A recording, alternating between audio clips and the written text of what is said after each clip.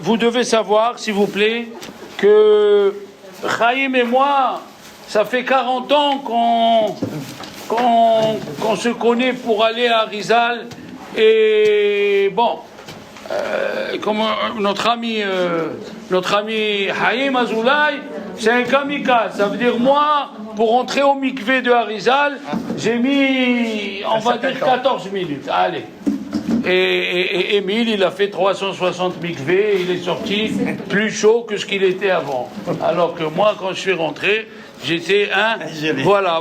Alors, on est parti plusieurs fois, grâce à Dieu, ensemble. On a veillé des Hiloulot, de Harizal à Tzfat. On a fait beaucoup de choses. On a lu des tikkunim dans les tzadikim. Et on a même passé un Shabbat dans une ancienne étable turque qui date de 1450. Alors, je ne vous dis pas. Donc voilà, il se rappelle.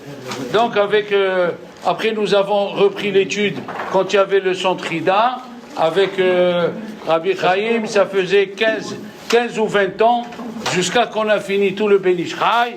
Enfin, on va pas, il faut dire une partie des éloges devant la personne. Il ne faut pas tout dire. Alors, ce que je vais vous dire, c'est bien sûr pris par Harizal. Avant, il y avait plusieurs sortes de Kabbalah, ce qui veut dire il y avait chacun qui comprenait à sa façon et selon son état d'esprit le Zohar et les écrits saints de Rabbi Shimon Bar Yochai, de Sifra de Tzneouta et les Iderot de Idera Rabba, Idera Zouta. Et Dieu, il a envoyé Harizal alav shalom, son père, il vivait à Jérusalem. Son père, il vivait à Jérusalem après le cours. Son père vivait à Jérusalem et il était un homme très très pieux, très pieux. On ne savait même pas qui c'était, tellement il se collait au mur. Et il est venu il lui a dit, voilà, tu vas avoir un fils, un très grand fils, il va éclairer le monde, mais tu fais pas la mila jusqu'à que je vienne. Il lui a dit, d'accord. Il a eu un fils, et le jour de la mila, il attend. Il attend, et il voit 9h, 10h, 11h, midi, et il se met à pleurer, le père, il se met à pleurer. Il a fait un ruisseau jusqu'à 3h de l'après-midi. À 3h, il est venu Eliyahu Hanavi. Il lui a dit, Rav, pourquoi tu nous as fait attendre comme ça? Il a dit, je voulais voir, est-ce que tu tiens à tes paroles? Je sais que tu es un tzaddik, mais cet enfant, il lui a dit, écoute-moi, personne ne le sait, quand tu vas t'asseoir sur la chaise du Moël, moi je vais m'asseoir sur toi. Personne ne le voit, et moi, on va faire la mila, il va faire la mila, et moi je ferai les cavalotes qu'il faut pour ce petit. Il a grandi à 8 ans, il connaissait déjà les secrets. Après, son père, il est mort, parce qu'il avait 8 ans. Sa mère, elle est partie se marier avec un de la famille, son oncle, qui était à Alexandrie. Et le petit, l'oncle, il a vu à qui il a affaire. Il lui a donné, qui c'est qui lui a donné à étudier? Celui qui a écrit Shita Mekubetset, Rabbi Betzalel Ashkenazi. Jusqu'à 15 ans, il lui a dit à son beau-père, celui-là, il lui a dit à son père, il lui a dit, celui-là, il m'a dépassé, ça va devenir mon maître. Il a 15 ans et moi j'ai 50 ans. L'oncle, qui était devenu le mari de sa maman, il lui a dit, je sais ce que j'ai à faire. Il lui a dit, tu sais, j'ai épousé ta mère, pour pas qu'elle devienne pauvre et tout. Il lui a dit alors, je veux que ton fils, il épouse ma fille. Comme ça, c'était le même cas avec Chafetz Chaim, avec sa mère. Il a épousé Chafetz Chaim, une femme qui avait 10 ans de plus. 10 ans de plus. Alors, qu'est-ce qui s'est passé?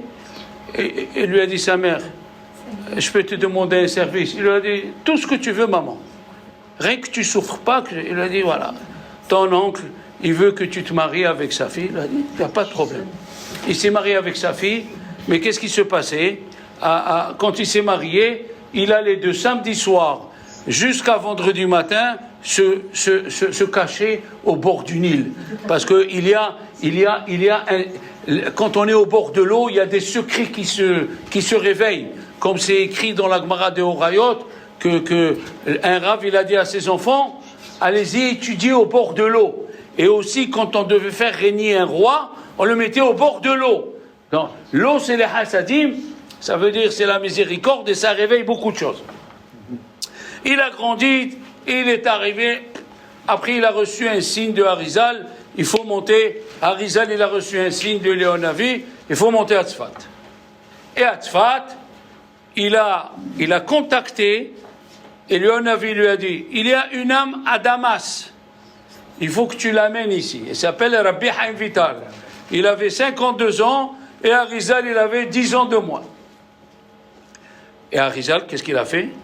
Il a Rabbi Moshe Cordovero, qui a écrit 10 livres dans la Kabbalah, avant de mourir, il a dit, ne lisez pas dans mon livre Pardes Nirmonim, lisez dans le livre de Harizal. Harizal, il a, comme, je vais vous dire comme ça veut dire une armée, il y a l'armée de terre, il y avait l'armée de l'air, il y avait la marine, et les kabbalistes, ils savaient, quand Dieu il veut se matérialiser à partir des séphirotes, il veut agir dans ce monde, il savait, c'est de l'armée de l'air ou de l'armée de terre ou la marine. Mais il ne savait pas exactement dans la marine qui c'est qui a fait la mission. Harizal, il est venu, il a été mégalé les partsoufim. Ça veut dire, il nous dit, il peut savoir quel est le lieutenant qui a entraîné une compagnie pour faire une mission. Comme ça, Harizal, faut voir. Et son élève, c'est Rabbi Haim Vital, bien sûr. Rabbi Haim Vital, quand il est mort, il a écrit, il a pris tous ses écrits, Sha'ara Kavanot, Perietz Haim, il l'a mis dans sa tombe avant de mourir. Et qui c'est qui est parti? Il y avait deux grands rabbins, Rabbi Meir Papiresh et Rabbi Abraham Azoulay, le grand-père du Hida. Ils sont partis à Damas, et ils ont jeûné 3 jours. Ils ont demandé la permission à Rabbi Haim Vital de sortir les écrits de sa tombe. Et il lui a dit, puisque vous avez jeûné, je vous donne la permission que 24 heures. Comme ça, c'est écrit dans le livre du Hida, que 24 heures. Ils ont amené 20 sofrim, ils ont écrit jour et nuit, vas-y. Après 24 heures, quand ils ont mis les écrits dans la tombe, ils se sont dissous, les écrits. Donc, grâce à Rabbi Abraham Azoulay Papesh, on a ça. Maintenant, écoutez bien. Je vais vous dire un petit truc sur la paracha et sur le mois qu'on est de Harizal, comment Harizal voyait les choses. D'accord? Alors, Harizal, il a dit, le nom de Dieu, Yud, Ke, Vav, Ke, je dis Ke pour pas dire la lettre He, donc quand je dis Ke, vous devez savoir, c'est la lettre He. Il a dit, nous avons de 17 Tammuz à Tisha B'Av 21 jours. Ils sont dans le nom de Dieu. Comment? Tu prends la lettre Yud, ça fait 10. Tu prends la lettre He, combien ça fait? 15. Tu prends la lettre Vav, ça fait 21. C'est 21 jours, il dit à Harizal, c'est le moment où la lettre He, elle est séparée du nom de Dieu. Le 4e lettre qui est la lettre He, elle est séparée du nom de Dieu. À ce sujet-là, les 21 jours, écoutez bien. Alors, la lettre He est séparée. C'est Yekuk, Yud, Ke, Vav, et nous sommes le He, à nous de le ramener. Comment on le ramène? Avec la Teshuvah. Il a dit à Harizal, c'est quoi le mot Teshuvah? Tashuv He. Tashuv He. Que le He, il revient. Tashuv He. Donc, la lettre He, il nous manque dans les 3 semaines. Et il nous dit, Tashuv He. Que à nous de ramener le He. C'est qui le He? Le He, c'est la Shekhinah. C'est la majesté divine. Alors, puisque c'est la majesté divine, à nous de la ramener. Tashuv He. Parce que, maintenant, à ce sujet-là, écoutez bien, à ce sujet, cette semaine, c'est une semaine fantasmagorique. Les Admourim, ils disent que Shabbat Chazon, celui qui sait Chazon, c'est les visions. Celui qui se prépare pour ce Shabbat, il verra des choses qu'il ne voit pas toute l'année. Shabbat Chazon, et d'ailleurs, dans le mot Chazon, il faut le couper en 2. Hatsi Za'am, ve Hatsi Nehama. Dans le mot Hazon, il y a la colère de Dieu, mais il y a aussi la consolation de Dieu. C'est vrai que Dieu, il a dit, dans Echa, le prophète Isaïe, il a écrit dans Echa, Heshiv Yado Ahor. Il a mis sa main derrière. Ça veut dire que pendant ces 3 semaines, la miséricorde, elle n'est pas là. Elle est là sans être là. Mais de l'autre côté, c'est écrit Hashem Tzilecha Aliyad Yeminecha. Ou bien c'est écrit dans les prophètes, ou Betzel Yadi Kisiticha. Ça veut dire que avec ma main, je te cache, même dans les moments qui sont très difficiles que nous vivons, quand même je te cache. Il dit à Arizal, écoutez bien, cette semaine, je vous ai dit, c'est pas une semaine n'importe laquelle. Dans cette semaine, il est mort Rabbi Shimshon Meostropoli. Un tzaddik, il a écrit, tout le monde le sait, on lit ses secrets la veille de Pessah. Voilà. Comment il est mort? Il est mort une capara pour la génération. Il était en train de prier, il est venu un cosaque, il lui a fait rentrer une épée du bas du dos et il l'a fait sortir par la tête. Tellement il était en train de faire la tfila, il se détachait. La différence entre la tfila et l'étude de la Torah, messieurs, dames, c'est que la Torah, on la prend par ici, on la fait rentrer dans le corps. La tefila, c'est qu'on enlève le matériel jusqu'à qu'on arrive à la neshama. C'est ça la différence. D'accord? Il y a aussi, dans cette semaine, la Iloula de Rabbi Menachem Azaria Mipano. Un Mekoubal Atsoum qui a étudié avec Rabbi Menachem Sarouk des Mekoubalim et qui c'est lui, Rabbi Menachem Azaria Mipano, qui a écrit le Shulchan Aruch. C'est lui qui a édifié. Rabbi Yosef Karo lui a envoyé les Koutrasim, lui a envoyé des feuilles, et Rabbi Menachem Azaria Mipano. Bon, ça, nous avons jeudi dernier. Le jeudi, c'était la Iloula de Rashi. Et je ne sais pas si vous savez qui c'est Rashi, Rabbi Menachem Azaria Mipano, tout ça. Alors regardez, pour ce chiffre 21, ouvrez bien les oreilles. La Gemara, donc Kiritout, nous dit il y avait un grand rabbin, et c'est amené dans le Midrash Echa, il s'appelait Rabbi Yehuda bar Bil'ali. Et les philosophes d'Athènes, ils savaient à qui il parle. Il ne parlait pas beaucoup, avec des signes, il se comprenait. Alors les philosophes d'Athènes, ils lui ont montré 2 fromages. Et ils lui ont dit, dites-nous, quel est le fromage qui est sorti d'une chèvre noire, et dites-nous quel est le fromage qui est sorti d'une chèvre blanche. Qui c'est qui peut répondre à ça? Vous avez compris? Alors, qu'est-ce qu'il a fait lui? Il a sorti 2 œufs. Il a dit, dites-moi, quel est l'œuf qui vient de la poule blanche et quel est l'œuf qui vient de la poule noire? A priori, c'est cette Gemara, question de fromage, question d'œuf. C'est très profond les discussions. Le Maharsha, il a expliqué de cette façon. Il a dit, les Athéniens, philosophes, parce que nous parlons après la destruction du 2e temple. Les Athéniens qui étaient philosophes, ils ont dit à Rabbi Yehuda bar Bil'ai, à quoi ça sert que tu continues à servir Dieu? Voilà, qu'est-ce que ça veut dire? Le fromage rouge et le fromage blanc et le fromage blanc, les 2 boucs qu'on offrait au temple, que leur femme c'est la chèvre, ils n'existent plus. À quoi ça sert que tu sers Dieu encore? Ils sont morts, ça y est, vous n'avez plus rien.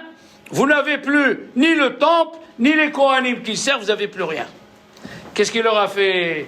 Qu'est-ce qu'il a fait, Rabbi Yehuda bar Bil'ai? Il a pris 2 œufs. Il a dit, il leur a fermé la bouche comme ça. Une poule, quand elle pond un œuf, pour qu'il devienne un poussin, combien de jours il faut? 21 jours. Il a dit, on a encore de Rosh Hashanah à Hoshana Rabbah, on a 21 jours. Contre les 21 jours de malheur, on a encore 21 jours de bonheur. Et il dit, comment, Harizal, Alav Shalom, comme ça il dit à Harizal, comment il s'appelle, quel est le signe zodiacal du mois de Av, ce mois-là? Le lion. Écoutez bien, on a 9 jours. 9 jours. 9 fois 24, mes amis, 9 fois 24, c'est la Gemataria de Arié. 200 14. Hein 14. 214. Ça veut dire le lion qui est venu, ce mois-là, et dans la Megillat Echa, c'est écrit le lion est monté et il s'est caché. C'est Nebuchadnezzar. 216, c'est ça, j'ai pas compris pourquoi tu as dit. Ah, donc 214. Et alors, attendez les enfants. Et alors, il a dit à Rizal ces temps-ci, celui qui fait Teshuvah, parce que la Teshuvah elle se trouve dans la Séphira de Bina.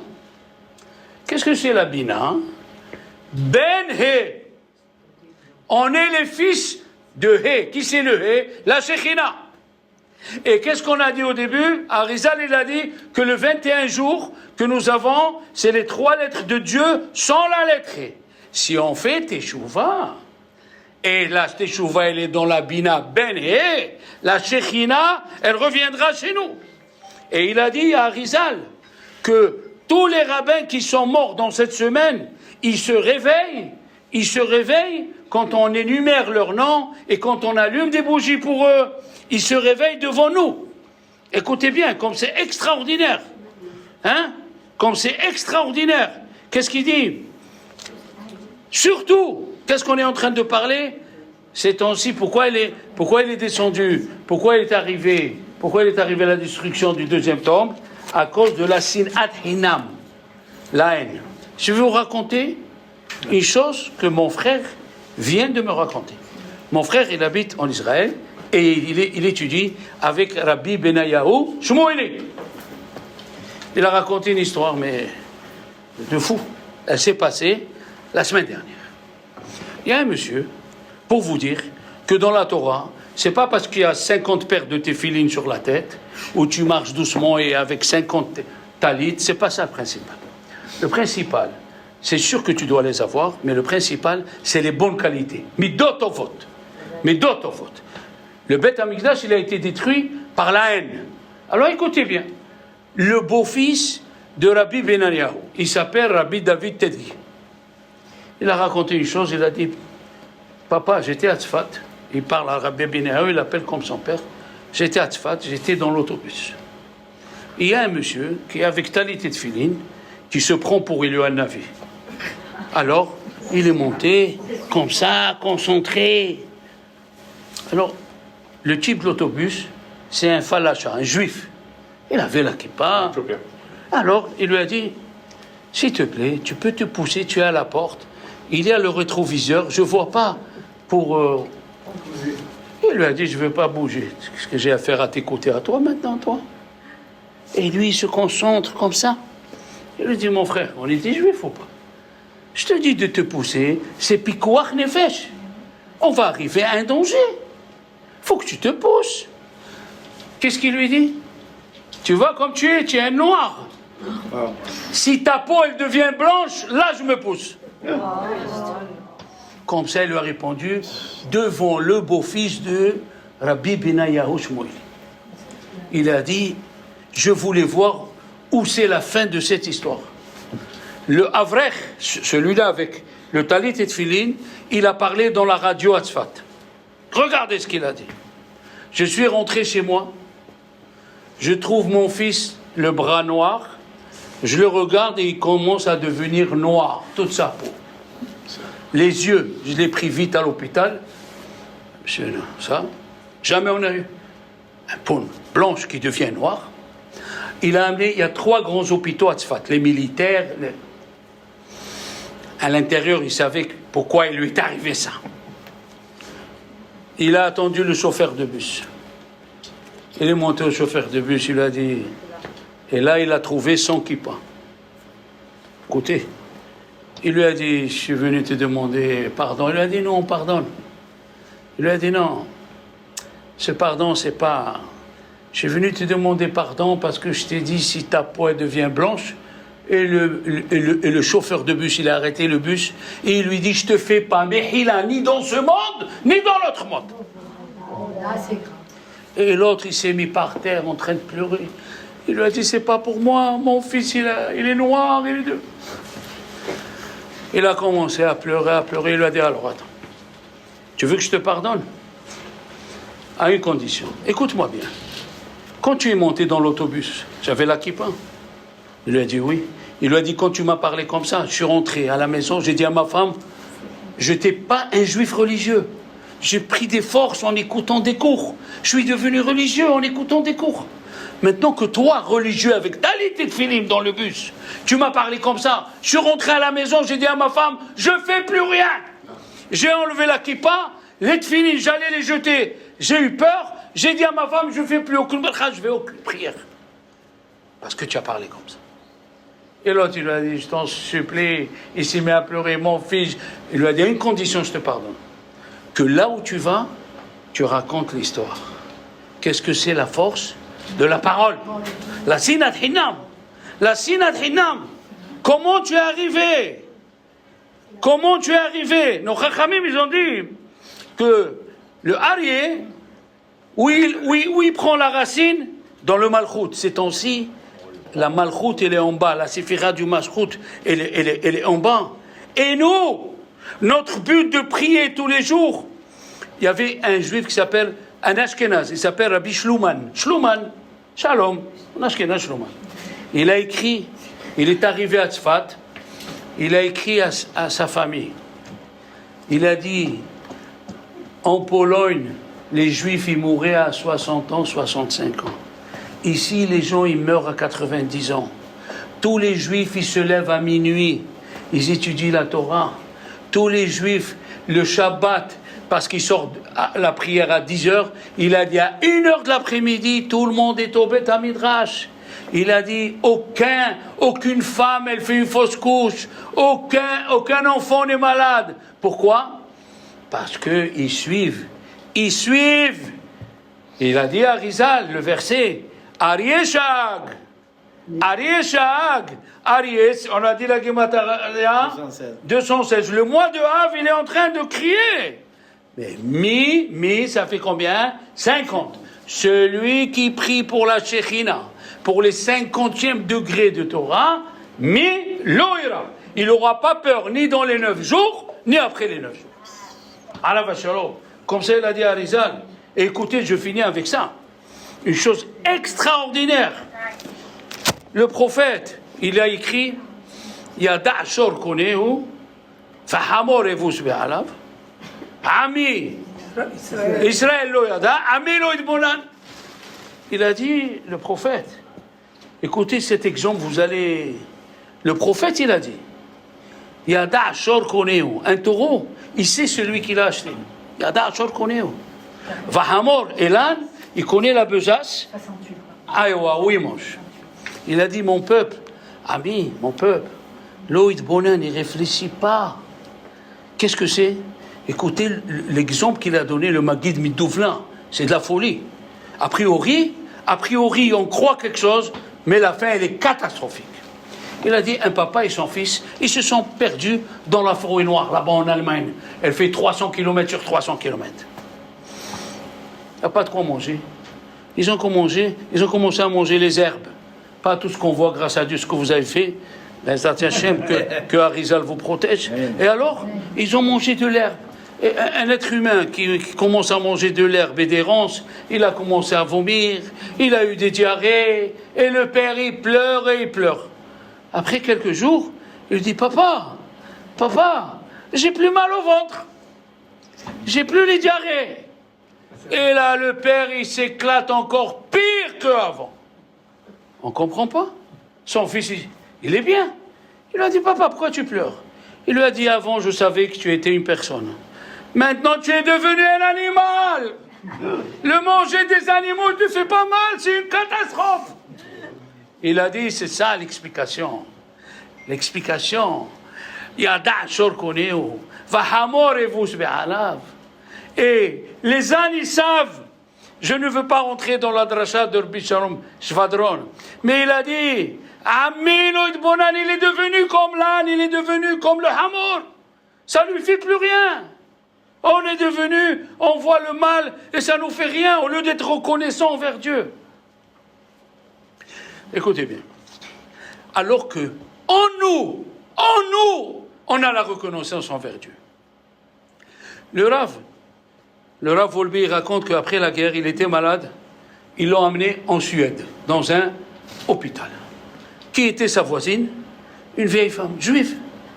Elle lui a dit, Rabbi, j'ai vu des centaines de juifs qui se sont brûlés. Alors l'autre lui dit, mais moi aussi j'ai vu. Il lui a dit, non, tous les juifs qui n'étaient pas religieux, qui faisaient rien, avant de rentrer dans la chambre à gaz ou dans le crématoire, ils faisaient Shema Israël. Ça veut dire au fond de nous, on a la reconnaissance envers Dieu. Pour quelqu'un qui se rappelle, il y a 15 ans, un avion, un Boeing El Al, il a explosé à Amsterdam. On a pris la boîte noire. Il volait Shabbat. Il volait Beyom Shabbat. Qu'est-ce qu'on a écouté dans la boîte noire? Les pilotes, un il dit à l'autre, eh bien c'est le moment. On n'est pas religieux, mais on va faire Shema Israël. Ils ont fait Shema Israël. Au fond de nous, on a la reconnaissance. Seulement on ne veut pas. Le Rav Benayahu, il connaît un Rav à Bnei Brak. Il lui a montré une lettre. Alors là, un soldat russe, et faisait la guerre en Afghanistan. Il faisait la guerre en Afghanistan. Et ils ont été envoyés dans un endroit où il y a les talibans. Je n'ai pas besoin de vous dire qu'est-ce que c'est les talibans. Mais lui, comme il a étudié les animaux, chaque fois, il se mettait à part. Il allait dans la forêt à part, il a trouvé un serpent, un petit cobra, son copain. Et chaque fois, il allait lui donner à manger. Après 2 mois qu'ils ont stationné, ils ont reçu l'ordre, vous allez faire une mission spéciale. Attention. Il a dit d'accord. Le capitaine lui a dit, tu es prêt? Il lui a dit, rien que je dis au revoir à mon copain le serpent, ça ne te dérange pas? Il lui a dit, non, vas-y. Il a pris du manger, il est parti chez le serpent. Il lui donne à manger et le cobra, il saute comme ça, il se met debout et il tourne autour de lui. Il a dit, moi j'ai étudié les animaux, les serpents ils sont aveugles. Mais ils suivent la personne avec le mouvement. Et le conseil qu'on donne, quand il y a un serpent de bois, ne bouge pas. Il reste comme ça, une demi-heure, 1 heure, 1 heure et demie, 2 heures, 2 heures et demie, 4 heures, il était comme ça, jusqu'à que le serpent, il est descendu. Il est parti, il a dit, il est parti voir où est le bataillon. Tout le bataillon, il est mort. Les talibans, ils étaient au courant. Tout le bataillon, il est mort, sauf lui. Un animal, il l'a sauvé. Le père de Rabbi Benayahu, écoutez-moi bien, le père de Rabbi Benayahu, il raconte cette histoire, il a dit à Bagdad, il y avait un juif qui aimait les serpents. Écoutez bien. Et il avait un gros panier où il y avait un minyan de serpents, ils faisaient minyan entre eux. Oui, et une fois, il a vu le serpent sortir de la boîte, il a couru, il s'est mis autour d'une cruche, il a tellement serré, il a éclaté la cruche où il y avait le vin. Il ne savait pas pourquoi, il a pris le serpent, il l'a remis à sa place. 1 heure après, il vient une femme en courant. Monsieur, vous n'avez pas vu un serpent telle couleur? Il lui a dit non. Il lui a dit voilà, il vient de me dire, il est rentré chez vous. Faites attention. Il peut toucher une boisson et vous allez mourir. Qu'est-ce qu'ils ont fait? Ils ont pris le vin qui était tombé, ils l'ont donné à un chien. Il est mort le chien. Le serpent a sauvé la personne. Rabbi Ovadia Yosef Zechron Bracha, quand il était ici, nous a raconté une histoire émouvante. Un rabbin, Rabbi Meir, c'est pas n'importe qui. Il était invité chez un juif qui habitait à Tibériade. Il est venu s'asseoir. Normalement, tu vois 2 assiettes. Il a mis une 3e. Il lui a dit, Rabbi Meir, c'est pour qui la 3e assiette? Il lui a dit, pour mon chien, le pitbull. Pour le pitbull? Oui. Je suis tombé dans le lac, ni ma femme, ni mes enfants, personne ne m'a sauvé. Le chien, il est rentré et il m'a sauvé. Le chien est rentré. Même les animaux, ils ont Akarat Atov. Comment nous? Il y avait un Mekoubal, il s'appelle Rabbi Raphaël Harari, un Mekoubal de Betkel. Il lui a dit, papa, viens, on va voir un peu le zoo. Qu'est-ce que je vais voir le zoo, chérie? Viens, papa. Il a vu, il est rentré, la première chose qu'il a vue, le lion derrière une cage. Et il s'est mis à pleurer. Papa! Il s'est mis à pleurer. Tellement il pleurait, ils l'ont pris, ils l'ont ramené dans la yeshiva de Beth-Kel. Ils ont demandé à Rav Sharabi. On n'a pas pu l'arrêter. Pourquoi il pleure? Il a dit, tu n'as pas compris. Arié Shahag, la Shekhina, elle est dans la galoute. Elle est attachée. Dès qu'il a vu le lion, il s'est rappelé de la Shekhina. Où elle était sa tête? Et comme ça, ils nous disent les Chachamim. Les Chachamim nous disent, Ami lo itbonan. Qu'est-ce que c'est Ami? Ezrenu me'im Hashem. Ils ont oublié qui c'est qui donne cette force. Alors, Ezrenu me'im Hashem. Donc, je ne vais pas beaucoup allonger, juste pour vous dire que ce que vous faites, c'est une très grande mitzvah que vous faites. Le plus grand des kabbalistes, tout le monde étudie ses livres, jour et nuit, pour comprendre rien que ce qu'il a écrit. Lui, quand il est mort, je vais raconter une chose, je finis avec ça. Quand il est mort, d'abord avant de mourir, il a dit à un élève à lui, il s'appelle Bis Hakon, il lui a dit, sors, je vais mourir, c'est un jour que tu restes ici. Il a dit, Avalarav, tiens, sors, je te dis. Il est sorti. Vous savez que chez les kabbalistes, quand quelqu'un il meurt, on le trempe au mikvé. Mort, on le trempe au mikvé. Il est attaché dans une civière, on le trempe, on le sort, après on lui met des pierres pour lui faire les 4 condamnations à mort que la Torah a dit. Quand il est mort, les élèves, ils ont commencé à dire, c'est moi qui le prends, c'est moi je lui fais. Il s'est levé mort, il s'est levé à Harizal, il est rentré dans le mikvé, il est revenu à sa place. La force de Harizal. Il a amené tous ses élèves à Tzfat pour passer 10 jours, pour faire l'amitié. À Minha, sa figure, elle a changé. Ils lui ont dit, Arav, qu'est-ce qu'il y a? Il a dit, ça y est. Les enfants, ils se disputaient. Les mamans, ils se sont mêlés. Pourquoi tu as dit ça à mon fils? Les papas, ils se sont disputés. Rabbi Shimon bar Yochai, il est parti. Je ne peux plus vous enseigner. Maintenant, on va rentrer à Tzfat pour que je meure. Je ne vous enseigne plus. Une dispute. Qu'est-ce qu'il a dit le Rav de Breslev? Mahloket ahad doha mais aparasut. Donc, profitons de ce moment. Profitons que vous allez allumer. Profitons de faire le shalom, de faire la paix. Quand j'étais à Paris, j'ai écouté un Dvar Torah de folie. Comment on fait après la Hamida? On fait aussi shalom, on fait 3 pas. Pour faire la paix, des fois, recule en arrière. Baisse la tête un peu. Il m'a dit, j'ai dit, tu n'as pas dit. Recule un petit peu. Oh, c'est shalom, tu recules un peu. Ton mari, il a dit un mot. Il va l'oublier. Arrête d'écrire. Il m'a dit, Baba, laisse. Oh, c'est shalom. Alors, Bezrat Hashem, que le shalom, il vient avec nous. Amen. Et que le mérite de Harizal, et si Dieu veut, peut-être, ce soir, il va venir. Avec Mashiach. Voilà, mesdames et messieurs.